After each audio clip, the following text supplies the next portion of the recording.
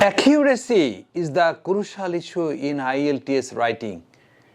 There are 4-5 criteria: lexical resources, grammatical range, and accuracy is the crucial issue in IELTS writing. In IELTS writing, spelling, 2-3 spelling might be 1 mark. But this is the problem on the question of accuracy. How much accuracy do you have?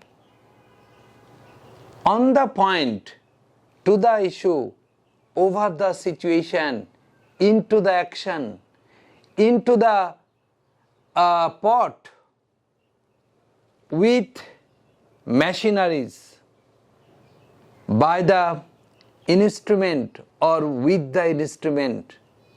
When the situation is big, that is by. When the situation is small, that is the with. Definitely at the time of writing, we become terrified. We become serious because of your seriousness. We write wrong. We have to write accurate grammatical sense. So my today's topic, my today's emphasizing, at the time of IELTS writing, we shouldn't be too much busy or absent-minded. We have to raise our perception level. We have to raise our realization level. We have to feel, and at the time of feeling, our sense of preposition.